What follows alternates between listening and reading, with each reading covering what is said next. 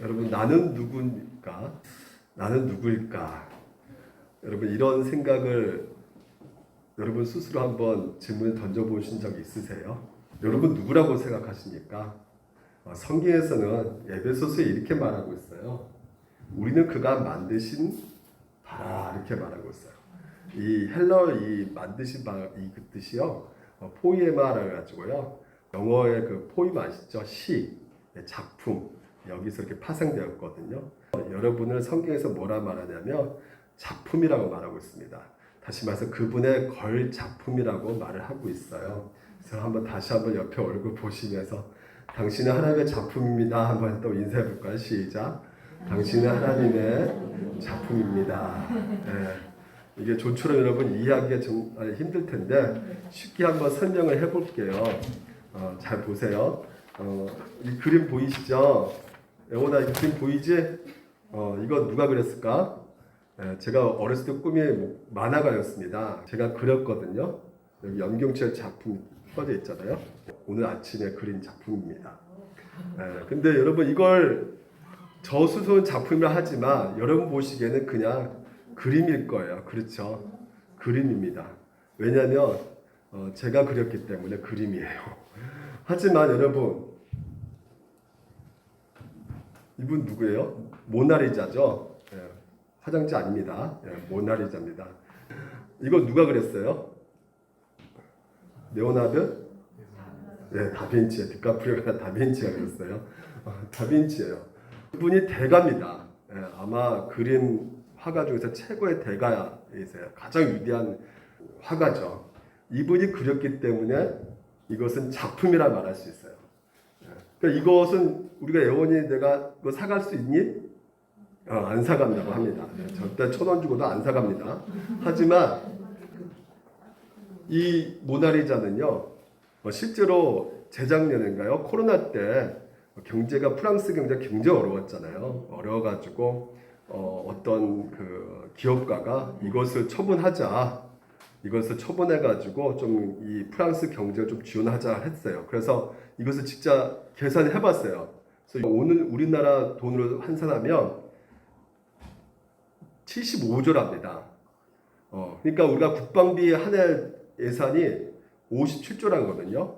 그러니까 이 모나리자 이 작품 하나가 더 비싼 거예요. 왜 이렇게 비쌀 수밖에 없을까요? 바로 위대한 대가가 그랬기 때문에 비쌀 수밖에 없는 것이에요. 그래서 정부에서는요, 그렇게 팔자고 해도 우리 프랑스가 망하지 않는 한 절대로 이 모나리자는 팔 수가 없다고 정해버렸어요. 그러니까 돈으로 환산할 수가 없다는 것이죠. 아무리 비싼 돈을 줘도 팔지 않겠다는 것입니다. 여러분, 이 레오나르도 다빈치보다요 더 위대한 작가가 계십니다. 그분이 누구실까요? 하나님이시죠.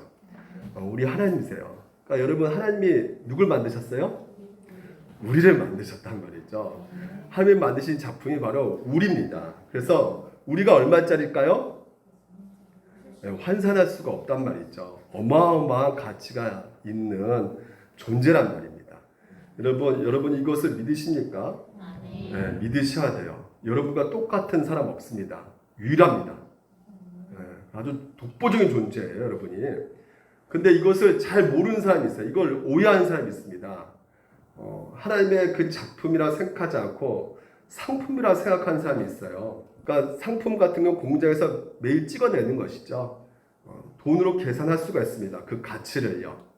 그래서 이 세상 살아가다 보면요, 이 돈으로 환산해가지고 또는 학교에서의 어떤 성적으로도 가치를 매기고, 아니면 뭐 스펙을 통해서, 아니면 뭐 집값을 통해서, 아니면 자동차 값을 통해서, 아니면 직장에서 한 연봉을 통해서 세상은 어느 정도 사람을 가치를 매긴단 말이죠. 그런데 그 사람이 얼마짜리다, 이것은 상품화 시키는 거거든요. 우리가 작년에 프리미어 리그에서 득점왕, 아시아 최초 득점왕이 누구였습니까? 손흥민 선수였잖아요.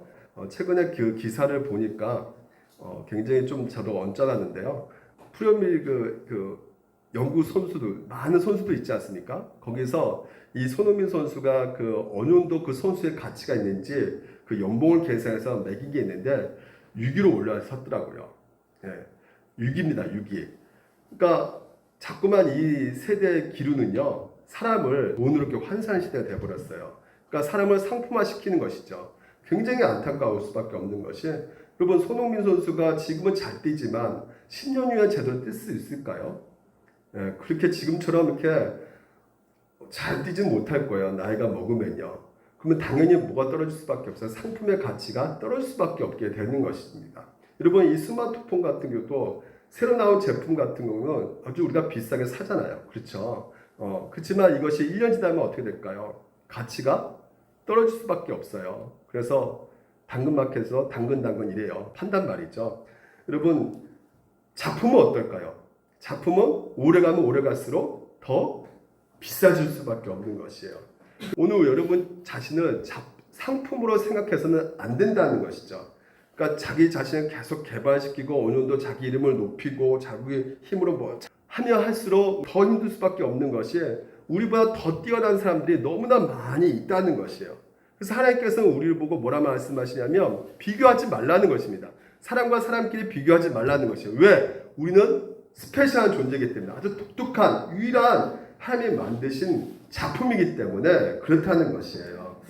그리고 또 어떤 분은 나 자신은 상품보다는 이제 불량품이라고 생각하는 것이죠. 불량품이라는 것은 내가 지난 과거의 생활 가운데 힘들고 지치고, 또한 내가 실패했을 때 그래서 지난 과거에 그런 실패를 경험하고 있는 상황 속에서 내 인생이 정말 아무것도 아니구나, 나는 쓰레기다, 나는 하면서 좌절을 느끼며 살아가는 사람이 있죠. 불량품이라고 자기 자신을 스스로 생각하는 사람이 있단 말이죠. 하지만 대가의 손에 들리게 된다면 그때부터는 하나님께서 빚어가신단 말이에요.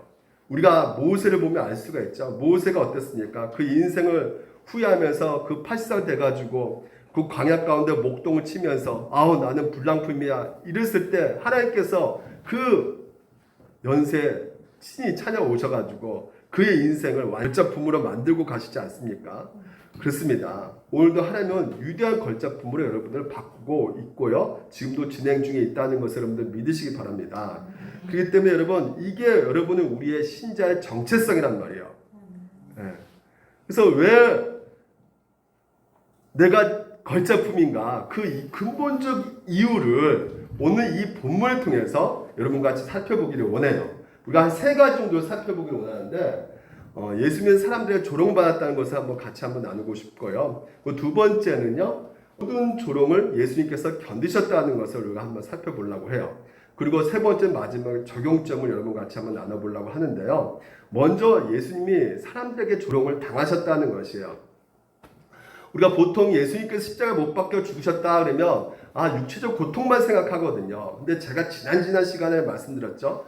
우리가 예수님께서 지옥으로 가셨잖아요. 그 지옥 가운데 하나님의 엄청난 진도를 받으셨거든요. 그러니까 심판의 총합을 예수님께서 받으셨기 때문에 육체적 고통뿐만 아니라 영적인 고통을 당하셨다고 여러분께 말씀을 드렸어요. 기억나시죠? 그렇습니다. 근데 오늘은 보면요, 모든 사람들에게 수치와 모욕과 조롱을 당하셨다는 것이에요. 오늘 본문을 잠깐 보게 되면 이렇게 되어 있습니다. 예수께서 자색 옷을 입히고 가시관이 엮어 쓰이고 유대인의 왕이여. 이거 존경해서 이렇게 말했을까요? 아닙니다. 조롱했단 말이에요. 네 유대 왕이야? 하면서 평안할지어다 하고 어떻게 합니까? 갈대로 그의 머리를 치고 심지어 침을 뱉고 꿇어 절하게 했다는 것이에요. 한마디로 인격을 말살할 정도로 아주 수치스러운 모욕을 주었다고 지금 이제 우리에게 말해주고 있단 말이죠.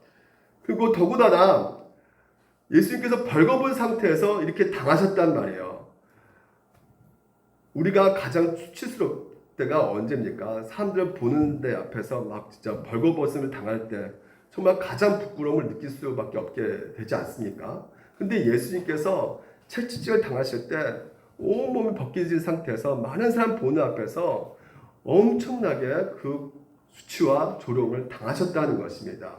심지어 그 당시에 십자가에 못 박았다는 사람들은 어떤 사람이냐면 죄인들이 못 박거든요. 십자가에. 근데 보통 자격이 없는 사람한테도 이 예수님께서 조롱을 당해요. 보시면 보십시오. 밑에 보면 십자가에 못 박힌 자들, 그 두 자들도 예수를 어떻게 해요? 욕했다는 것입니다. 여러분, 총체적으로 모든 사람들이 조롱을 하고 있는 것을 우리가 보게 된다는 것이죠. 이렇게 조롱하고 있는 그 모델의 모습을 보면서 우리가 무엇을 알 수 있습니까? 인간의 죄성을 우리가 알 수가 있다는 것이에요. 그러니까 하나님께서는요, 인간들에게 조롱받을 만한 행동을 하지 않았죠.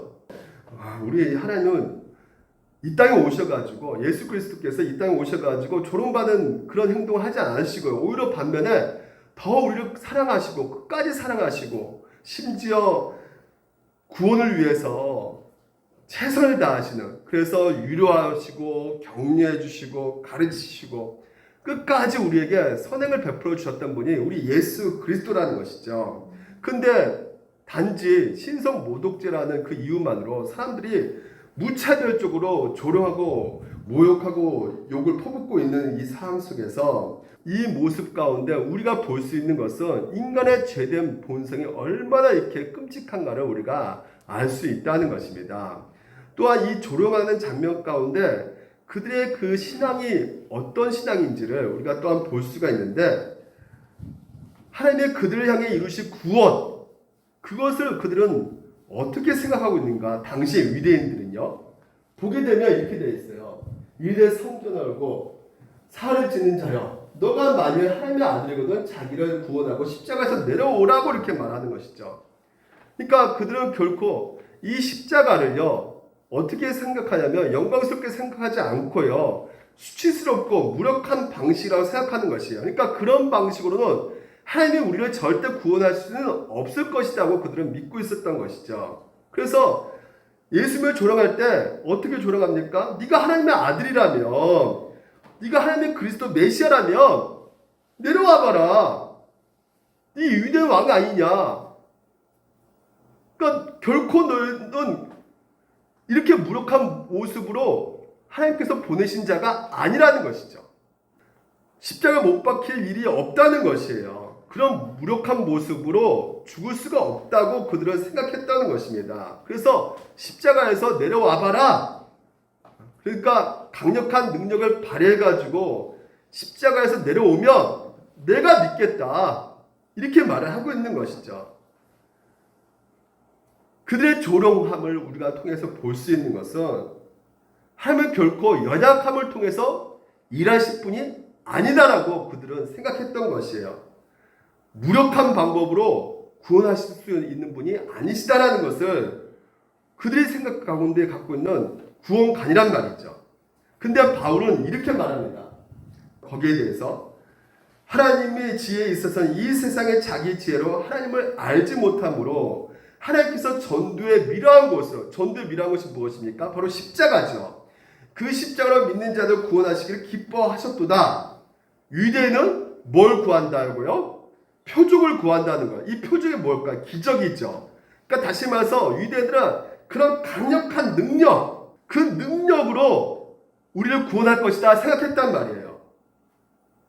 그래서 하나님께서 강력한 방법으로 오늘도 큰 어떤 힘을 가지고, 울트라 파워, 어떤 슈퍼맨 같은 그런 힘을 가지고 우리를 구원하실 것이다. 유대인들은 그렇게 생각했던 것이죠.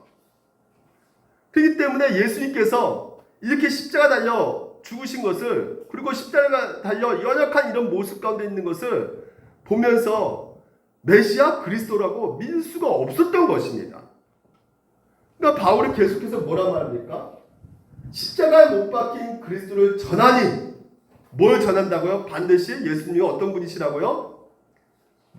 십자가에서 못 박히신 예수 그리스도라는 것이에요. 근데 그들에게는 당연히 어쩔 수밖에 없는 것입니까? 받아들일 수가 없는 거예요. 꺼리끼는 것입니다. 무슨 메시아가 이래? 뭔가 강력한 능력을 보여줘야 될 텐데. 그래서 바울이 이렇게 말합니다. 오직 부르심을 받는 자들, 그게 누굴까요? 예수를 믿는 자들에게는 유대인이나 헬라이나 그리스도는 뭐라고요? 능력이라는 것이에요. 하나님의 지혜라는 것입니다. 그래서 하나님의 어리석음이 사람보다 지혜롭고 하나님의 약하심이 사람보다 강하다. 이렇게 말을 하고 있는 것이죠. 이게 무슨 말입니까? 하나님께서 물론 강함을 통해서도 일하시지만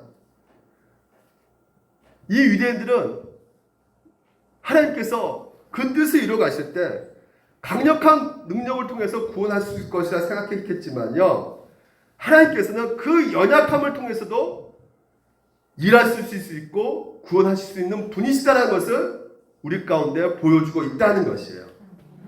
얼마든지 연약함을 통해서도 일하신 분이시다. 그것을 무엇을 증명해 주셨다는 것이에요? 바로 예수 그리스도 십자가를 통해서 우리 가운데 선포되어 주고 있다는 것입니다. 그래서 성경을 보면 하나님은 늘 강함을 통해서만 역사하는 것이 아니라 연약함을 통해서 역사하신 것을 구약에서부터 우리에게 보여주고 있어요. 여러분, 아브라함 아시잖아요. 아브라함이 어떻습니까? 생애 중에서 언제 하나님께서 그에게 찾아오십니까? 그렇죠. 가장 연약했을 때, 100세 때 아기도 못 낳는 상태에서 하나님께서 약속을 해주고 계신단 말이에요. 창세기를 통해서 우리가 살펴보았잖아요. 야곱이 그 형 예수의 그 자기를 죽이려고 오는 그 상황 속에서, 그 유급하고 다급한 그 상황 속에서 정말 엉덩이 그 한쪽뼈가 부러지는 고통 가운데, 연약한 가운데 하나님께서 그를 만나주시고 그를 구원시켜 주신 것을 보지 않습니까? 요셉은 어떻습니까? 요셉도 마찬가지죠. 형제들에게 버림받아가지고 감옥에 있을 때, 완전 노예생활 했을 때 하나님께서 찾아오셔가지고 그를 일으켜 세우셔서 결국 총리까지 하나님께서 세우신 것을 우리가 보지 않습니까? 그렇습니다. 하나님께서는 약함을 통해서도 일을 하시는 분이시라는 것이에요. 바울이 이렇게 말합니다. 내 육체의 가시, 곧 사탄의 사자. 이게 뭐냐면 자기가 엄청난 질병 가운데 있다는 것이에요. 만학자들이 이것은 간질병이다 이렇게 말하고 있습니다. 그러니까 간질병 갖고는 목회를 할 수가 없는 상황 속에서 하나님 아버지 앞에 나가서 부르짖을 수밖에 없는 것이에요. 아, 이 병 좀 고쳐주세요. 이거 큰일 났습니다, 하나님 아버지. 그래서 간절히 죽게 간구했는데 뭐라고 응답이 온 것이에요? 이르시면 내 은혜가 너에게 좋거다. 이유는 내 능력이 뭐라고요? 약한 데서 온전해진다는 것이에요. 그래서 바울이 뭘 자랑한다는 것이에요? 약한 것을 자랑한다는 것이에요. 왜요? 내가 약할 때 하나님께서 나에게 강함이 되시기 때문에 그렇다는 것이죠. 그래서 그리스도의 그 강함을 머물게 하기 위해서 도리어 나는 약함을 택하겠다. 약할 때 강함 대신에 나의 보배로우신 주, 보배란 말이야. 그때 더욱더 하나님을 만나게 된단 말이죠. 더욱더 뜨겁게 하나님을 체험하게 된다는 것이에요. 그래서 오늘 우리가 반드시 알아야 될 것이 바로 이 진리라는 것입니다. 여러분, 오늘 여기 이 진리를 성경 기록 때 이 진리를 여러분이 받아들이지 않게 되면요, 오늘도 이 십자가 연약함을 통해서도 하나님께서 일하신다는 것을, 하나님의 뜻을 이룰 수 있다는 것을 여러분 믿지 못한다면요, 우리의 삶 가운데 큰 문제가 생기는데, 어떤 문제가 생기냐면요, 우리 안에 이 세상 살아가면서 여러 가지 결핍을 느끼잖아요. 여러 가지 고난을 만나게 되잖아요. 여러 가지 우리의 연약함, 그런 문제가 우리 가운데 생기지 않겠습니까? 그러면 그것을 우리가 신앙적으로 해석할 수가 없게 된단 말이에요. 최근에 제가 아는 군복 목사님은 수많은 그 관심병사가 이렇게 상담을 한다고 해요. 그러면 그 관심병사, 그러니까 뭔가 고통받고 있는 병사가 있는 거죠. 근데 다 이렇게 와서 얘기할 때, 자기보다 좀 더 안 좋은 병사가 있음에도 불구하고 공통된 딱 한 가지가 뭐냐면 자기가 인생에서 제일 고통받고 있다고 생각하고 있다는 것이에요. 여러분, 그렇지 않습니까? 그러니까 고통의 문제가 찾아올 때, 아, 그래, 이제 때가 되었구나, 잘 찾아왔다. 여러분, 이렇게 생각하신 분이 계십니까? 아니죠. 고통이 찾아올 때마다 우리가 약해지고 또 우리가 거기서 좌절하게 되는 그 모습 가운데 있지 않습니까? 최근에도 많은 사람들이, 믿는 사람들도 이 대출 이자 때문에 고통을 많이 겪고 있어요. 그래서 어떤 분은 심지어 목사님도 이런 말씀 하시더라고요. 대출 이자 때문에 차라리 차에 치여서 그냥 병원에 좀 누워 있었으면 좋겠다, 막 이 정도로까지 말을 하신 분이 계시는데, 하나님 약속하셨고 그 약속을 믿고 있는 우리에게 이 세상에서 그런 고난과 이런 결핍과 아픔을 경험하게 되고 이 약함의 문제를 우리가 경험하게 될 때 우리는 어떤 반응을 보일 수밖에 없느냐. 그 목사님처럼 그렇게 되는 거죠. 하나님이 살아계시며 왜 나를 이 지경으로 만들어 놓습니까?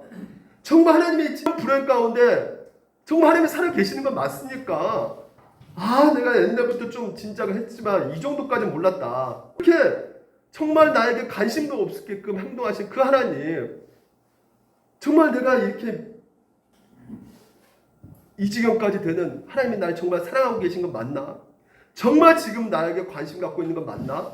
이렇게 생각하거나, 예? 또 다른 한편은 어떤 생각을 하겠습니까? 이런 결핍과 이런 고통과 이런 아픔이 찾아올 때, 내가 뭔가 죄를 지어서 이렇게 내가 벌을 받고 있는 중이구나.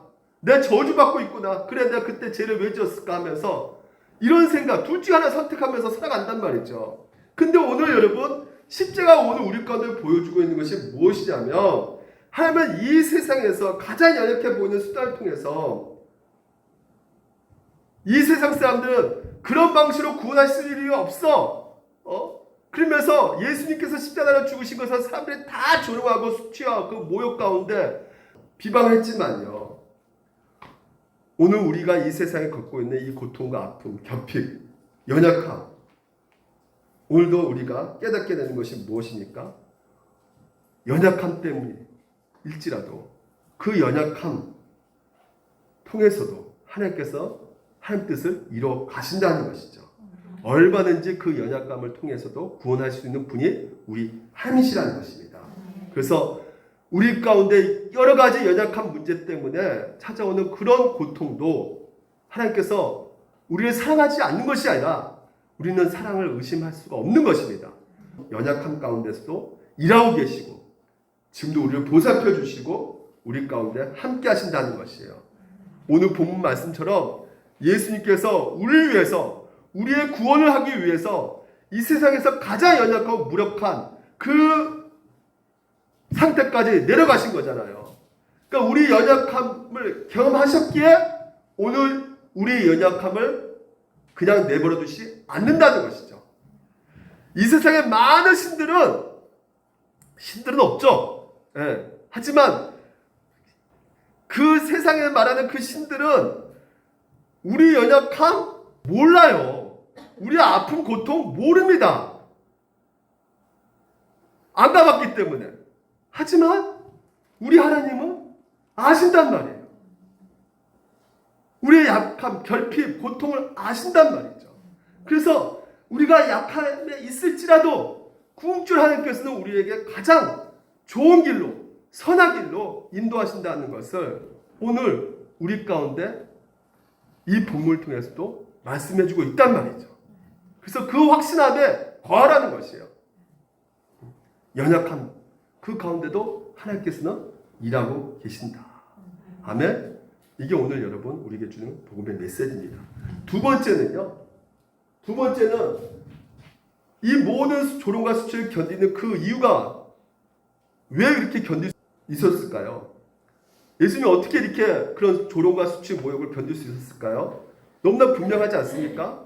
누구 때문에? 그렇죠. 바로 우리 때문이라는 것이에요.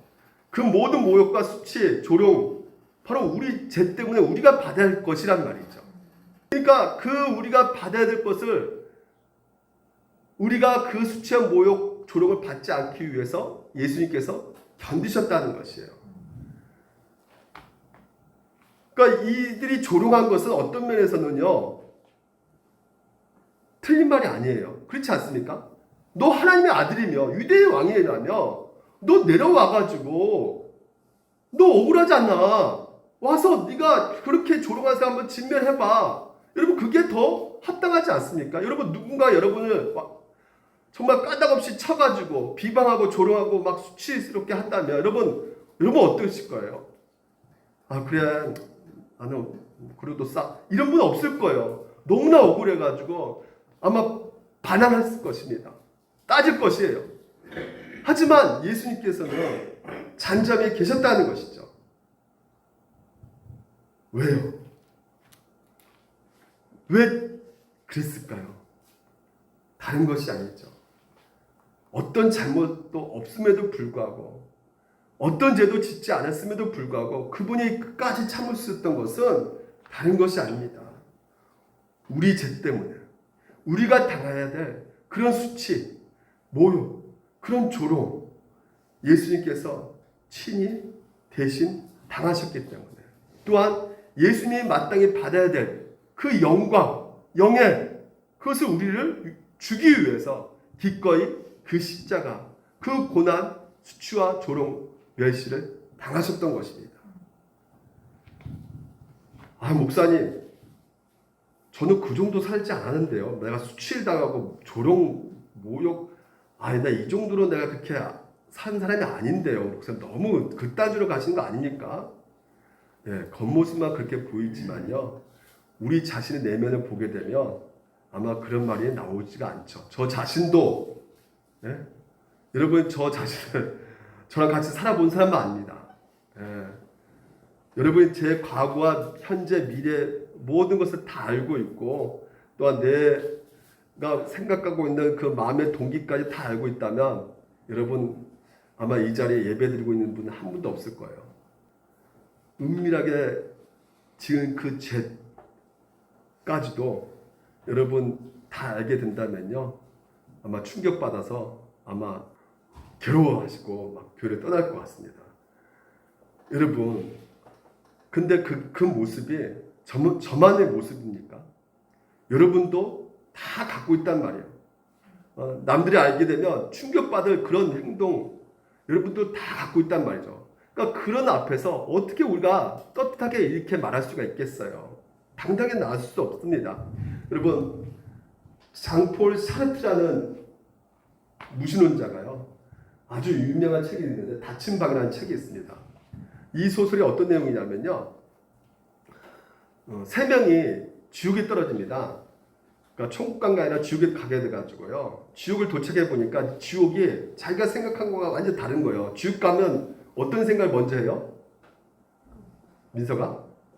지옥 가면 무슨 뭐부터 생각해요? 불덩어리 생각되잖아요. 막 불이 막 지글지글 끓고 거기서 막 튀기고 막 해가지고 뜨겁다 하고 그리고 막 사지가 찢어지고 막 그런 고통 가운데 있을 거라서 생각했는데 막상 딱 지옥 가보니까 이 책에서요. 방이 하나가 있는데 그 방에 닫혀져 있는 거예요.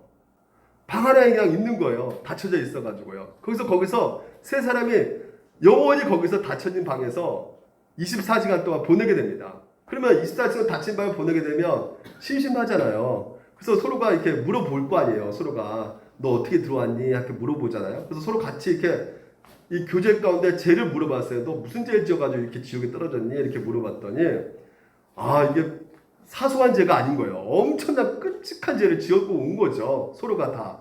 어떤 사람은 자기가 아이를 죽였다는 거죠. 또 어떤 사람은 아내가 보는 앞에서 나 간음했다는 말을 하죠. 그러니까 이렇게 서로가 자기 죄를 얘기하는데 어떤 일이 발생되냐면 서로가 서로를 야, 너 인간이냐? 서로가 서로를 정죄하는 것이에요. 서로가 서로를 어떻게 해요? 조롱하는 것이에요. 야, 너 같은 쓰레기가 지옥을 만하다. 서로가 서로를 향해서 욕설을 펼고 야, 넌 인간 이하의 존재다 하면서 막 정죄하고 서로가 그냥 벌레보다 못한 자라고 서로 비방하며 있는 것이에요.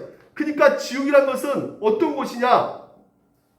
우리가 생각하기에는 막 뜨겁고 막 그냥 사지가 찢어지고 그런 고통 가운데 있다고 생각하겠지만 이분은 뭐라 말하냐면 그 정죄 자체가 있어가지고 끊임없는 그 고통 가운데 그러니까 이게 바로 서로가 서로에게 지옥이 된다는 것이에요. 그래서 이 책에서 나온 아주 가장 오늘도 많은 사람들이 사용되고 있는 문장이 있는데 그게 뭐냐면 타인이 지옥이다. 들어보셨어요? 타인이 지옥이다는 거예요. 저 사람이 나에게 지옥이다. 이렇게 말을 하는 것이죠. 그러니까 서로를 끊임없이 증오하고 시기하고 조롱하고 모욕하고 이런 것이 바로 지옥과 같은 고통을 겪고 있다는 것입니다. 여러분 지옥이란 것은 결국 뭐예요? 하나님의 일반 은총에 싹 걷어가는 거 아니겠어요? 그러니까 하나님의 일반 은총에 싹 걷어가기 때문에 거기 뭐만 남을까요? 악밖에 안 남는 것이죠. 그러니까 그 악이 팽배해 있는 것입니다. 그러니까 지옥에 가면 결국은 거기서 사람들이 서로가 악한 행동을 할 수밖에 없는 거예요. 헐뜯고 미우고 시기하고 질투하고 서로 싸우고 조롱하고 공격하고. 근데 이것이 또 다른 지옥의 형벌이라는 것이에요. 이 샤르트가 말한 것입니다. 여러분, 예수님께서 우리를 대신해서 수치와 모욕과 조롱을 대신 당하신 이유가 무엇입니까? 이거 누가 당해야 되는 것이에요? 우리가 당해야 될 것이에요. 엄청난 겁니다. 이 수치, 조롱, 모욕이 여러분 그냥 보통 가볍게 생각해서는 안 되는 것이죠. 근데 그 엄청난 그 고통을 예수님께서 친히 대신 당하셨다는 것이에요. 그렇기 때문에 오늘 그 수치와 조롱과 이 모욕을 우리가 당하지 않게 하기 위해서 끝까지 십자가에서 견디셨던 것이에요. 가장 수치스러운 그 자리에 버티고 계셨던 것입니다. 그래서 이제는 여러분이 그 어떤 율법의 요구 가운데 정죄함을 받지 않는단 말이에요. 너 죄 있다. 누가 말할 수가 없단 말이죠. 왜요? 예수 그리스도께서 그 우리의 모든 받을 그 죄를 대신 다 짊어지고 십자가에 달려 죽으셨기 때문에, 우리가 의로운 행동을 했기 때문에 예수님께서 수치스러운 그 십자가 앞에 서 계신 것이 아니라, 거기서 견디신 것이 아니라 오직 그분이 우리를 사랑하시기 때문에, 나를 자녀 삼기 위해서, 다시 말해서 하나님 것으로 삼기 위해서 그 십자가의 수치스러운 그 모욕받는 자리에 끝까지 견디시고 서 계신 것이에요. 그리고 또한 하나님이 받아야 될 그 영광스러운 그 영예, 그것을 우리 가운데 주기 위해서, 값없이 선물로 주기 위해서 그 십자가에서 끝까지 견디셨던 것입니다. 그래서 우리는 뭐라 말할 수밖에 없어요? 합시다. 은혜. 은혜란 말이에요. 내가 받을 자격이 있다 없다? 없단 말이에요. 의로 행동은 하는 자가 아니란 말이죠. 우리가 의로운 행동을 해서 내가 받은 것이 절대 아니란 말이에요. 오직 하나님께서 일방적으로 우리를 사랑하셔서 하신 것이란 말이죠. 그래서 마지막으로 이것을 아는 우리는 우리 정체성에 대해서 이제 놀라운 변화가 우리 가운데 일어나게 된다는 것이죠.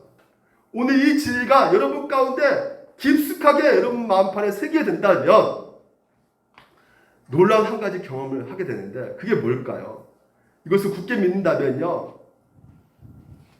더 이상 사람들이 우리 안에 내리는 그 평판, 판단, 어떤 의미, 비판, 그러니까 근거 없는 그런 비난, 휘둘리지 않을 수가 있단 말이죠. 그것이 사실이든 사실이 아닌 간에, 그것이 비난이 아닌 칭찬일지라도 여러분, 우리에게 내린 어떤 평가나 판단 휘둘리지 않고, 또한 거기 안에서 누군가 그 말한 그 말 속에 내가 나의 전체성, 내가 나의 존재의 가치를 거기서 찾지를 않는다는 것이죠. 아까도 제가 말씀드린 것처럼 오늘 이 세상은 여러분 상품화시킵니다. 값으로. 예? 가격을 매겨요. 고기 등급 매기듯이.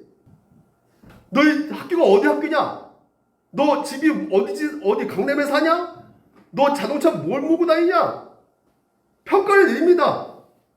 좋은 걸 갖고 다니면 좋은 평가 내리고, 안 좋은 거 갖고 다니면 안 좋게 내린단 말이죠. 그러니까 그 평가를 받을 때 우리 스스로가 어떻게 됩니까? 그게 진짜 나의 정체인 줄 알고, 내 정체성인 줄 알고, 거기 안에서 내가 머물면서 분노한단 말이에요. 그리고 비교한단 말이죠. 그러면서 나는 왜 이 모양 입고일까? 좌절과 낙심 가운데 있게 된단 말이죠. 하지만 오늘 여러분, 우리의 정체성이 바로 하나님께서 예수를 통해서 이루신 그 모든 일을 보여주심으로 말미암아 그 하나님의 자녀로서 내가 그 영광스러운 그 자리에 서 있다는 것. 그래서 그것이 나의 정체성이라는 것을 믿게 된다면 결코 그 어떤 정죄, 어떤 비방, 어떤 조롱과 어떤 모욕도 우리는 휘둘리지 않을 수가 있게 되는 것입니다. 여러분, 정말 힘든 게 뭘까요? 육체적 고통 힘들죠. 하지만 저는 살아오면서 가장 힘든 게 뭐냐면 남이 나를 어떻게 생각하고 있느냐 그 판단이 정말 저를 지치게 만들고 저를 힘들게 만들었어요. 남이 나를 어떻게 평가하고 있는가. 그러니까 누군가 나를 좋게 평가하면 기분이 좋고 그러니까 진짜 이게 저만 같더니 저는 아니고요. 어떤 집사님이 그런 말씀을 하시더라고요. 아내가 너무 무섭다는 거예요. 그러니까 왜 무섭냐? 아내가 폭력적이기 때문에 무섭냐? 그렇지 않고 저에 대한 어떤 평가 위에서 자기의 정서가 굉장히 흔들릴 때가 있다는 거예요. 그러니까 아내가 나에게 어떤 평가를 내릴 때 좋게 이렇게 평가내면 정말 자기가 큰 존재가 된 것처럼 우쭐해지고 하지만 이렇게 자꾸 이렇게 안 좋은 평가를 내리게 되면 굉장히 자기 마음 가운데 이게 받아들이기 힘든 그래가지고 굉장히 노심초사하게 되고 막 두려워하게 되는 그런 자기 자신을 발견했다고 이렇게 말을 제가 들은 적이 있거든요. 근데 이것이 여러분 뭐 가까운 사람에게만 우리가 평가를 받습니까? 직장에서도 학교에서도 그리고 우리가 가까운 가족에서도 우리가 그런 평가를 받을 때 그런 어떤 근거 없는 비난 근데 이런 것들이 우리 존재를 무너뜨릴 때가 굉장히 고통으로 다가올 때가 너무나 많이 있다는 것이에요. 이 복음의 메시지 그분이 수치와 조롱과 그 모욕을 다 그리고 정죄를 견디셨기 때문에 오늘 그것을 오늘 우리에게 말하고 있는 바가 무엇이냐? 바로 이미 우리는 하나님 앞에 인정받는 존재가 되었다는 것이에요. 하나님 앞에 이미 받아들인 자가 되었단 말이죠. 그래서 그리스도 안에서 영원한 자녀가 되었단 말이에요. 하나님의 벌작품이 이미 되셨습니다. 그래서 결코 남들의 판단에 의해서 우리가 결코 우리의 정체성이 흔들릴 수가 없다는 것입니다. 이미 나를 만드신 그분께서 나를 걸작품이라고 말씀하고 계시는데 그 누군가가 아무리 말하는들 그게 무슨 소용이 있겠습니까? 나의 정체성 바뀌지 않는단 말이에요. 여전히 우리는 예수 그리스도 안에 있고 하나님의 영광스러운 자녀이고 오늘도 우리는 상품이 아니고 하나님의 작품이라는 것은 늘상 기억하시기 바랍니다. 그래야지만이 우리가 자유로워질 수 있어요. 그래야지만이 오늘 우리가 진정한 쉼을 얻을 수가 있게 되는 것입니다. 그렇다고 해서 상대 말을 중요하지 않게 생각하겠네. 나는 내 생각이 맞아. 그래 나는 괜찮은 사람이야. 제가 이렇게 말씀드린 것이 아니죠. 보십시오. 너에게나 다른 사람에게나 판단받는 것이 내게는 매우 작은 일이다. 다른 사람의 판단만 매우 작다는 것. 나도 나를 판단하지 않느니 누가 나를 판단한다는 것입니까? 하나님께서 하신다는 것이에요. 네? 그러니까 하나님께서 나를 어렵다 여겨주시는데 누가 나를 모욕하느냐 이거죠. 하나님께서 나를 어렵게 여겨주시는데 따라서 이것은 남이 나에게 하는 말이 전적으로 무가치하다는 말이 아니에요. 그리스도 안에서 하나님의 정체성을 믿고 있는 자들은 누군가가 말을 했다 할지라도 그 말이 사실이고 팩트라고 그리고 어느 정도 근거 있는 말이라면 그것을 객관적으로 받아들이게 된단 말이죠. 하지만 근거 없는 그냥 비방하는 말은 또한 분별력 있게 생각해가지고 그런 비방이나 비판은 또 어떻게 합니까? 그냥 넘기는 것이에요. 거기에 휘둘리지 않는 거예요. 왜? 하나님의 나에 향한 정체성은 분명하니까. 넌 내 자녀이기 때문에 이미 확정된 나의 자녀이기 때문에 그 누구도 흔들 수 없다고 말씀하고 계시기 때문에 더 이상 내가 이제는 남에게 관심 받으려고 하지도 않을 것이고요. 더 이상 내 존재를 남들에게 입증받으려고 하지도 않을 것이고 다른 사람의 좋은 평가를 얻기 위해서 최소한 노력을 다하는 자가 아니게 된다는 것이에요. 이미 나는 하나님 아버지 앞에 자녀로서 검증받는 자녀가 되었기 때문에 영원히 그것도 영원히 확증시켜 주셨기 때문에 그래서 우리가 그걸로부터 자유해져 가지고 오늘 여러분 인생 가운데 나를 위해서 수치심과 모욕과 조롱을 당하신 그 예수 그리스도께서 또한 그렇게 나를 위해 하신 일 때문에 그가 받은 또한 영광스러운 영예까지 오늘 우리 가운데 주셨기 때문에 오늘 우리는 누구를 위해서 사는 것이다? 남들 인정받기 위해서 살아가는 존재가 아니라 좀 괜찮자야 여김받으려고 살아가는 존재가 아니라 누구를 위해서 살아가는 것이에요? 하나님을 위해서, 하나님의 이름을 위해서, 하나님의 영광을 위해서 살아가는 존재가 바로 우리란 말이죠. 이게 바로 우리의 정체성인 것입니다. 여러분 정리할게요. 시편에 보면 이런 말씀이 있습니다. 주의 손가락으로 만드신 주의 하늘과 주께서 베풀어 주신 달과 별들을 다윗이 본대요.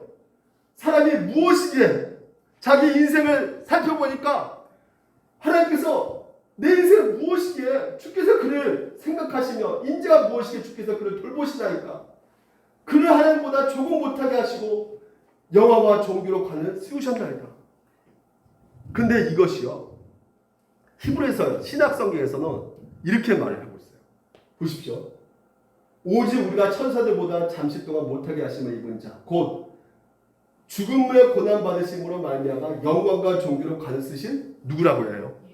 예수랍니다.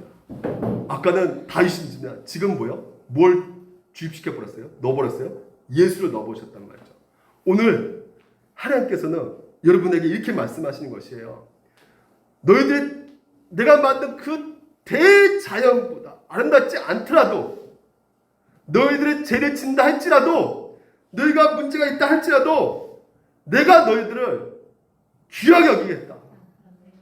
그걸 누구를 통해서 내가 보여주고 있느냐? 바로 내 아들 예수 그리스도가 너희들과 똑같이 살았다. 지금도 살고 있다.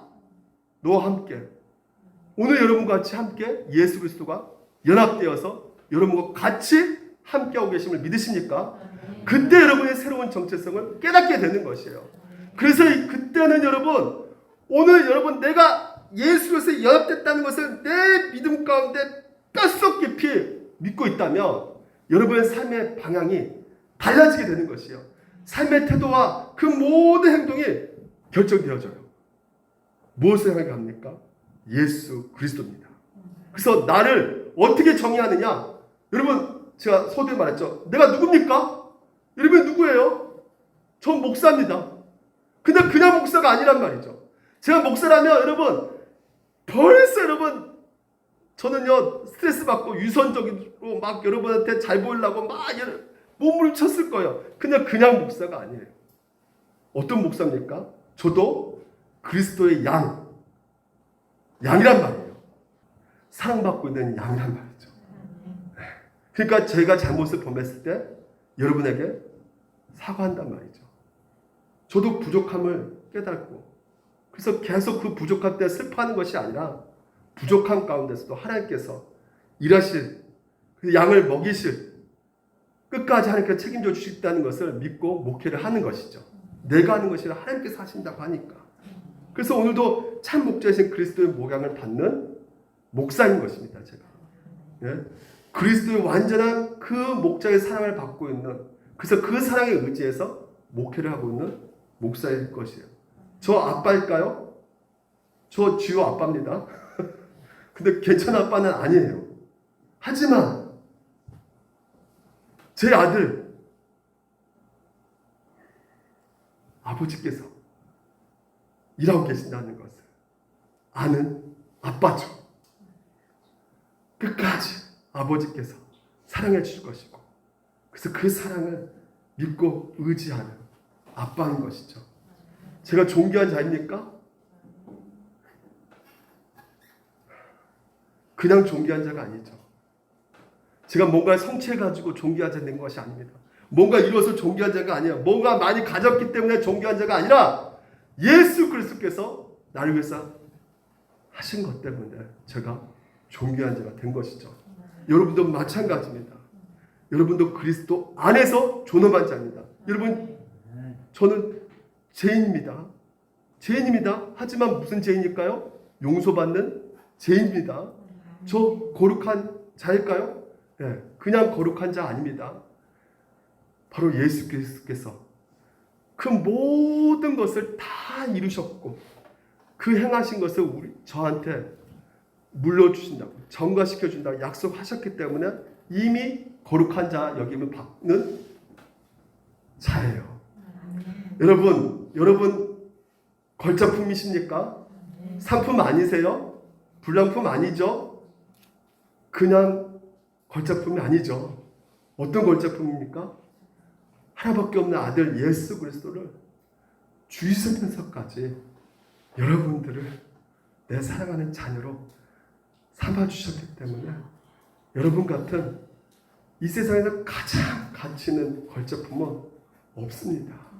오늘 우리를 위해서 십자가 달려 죽으신 그 예수 그리스도 그분이 하신 일을 우리 마음속 깊이 깨닫게 되었을 때 오늘 우리는요 우리 가운데 새로운 정체성을 갖게 됩니다. 한 주 동안 그 새로운 정체성을 믿으시고 승리하며 걸어가시는 우리 물된 노상계 성도 되시기를 주님 이름으로 축원드립니다.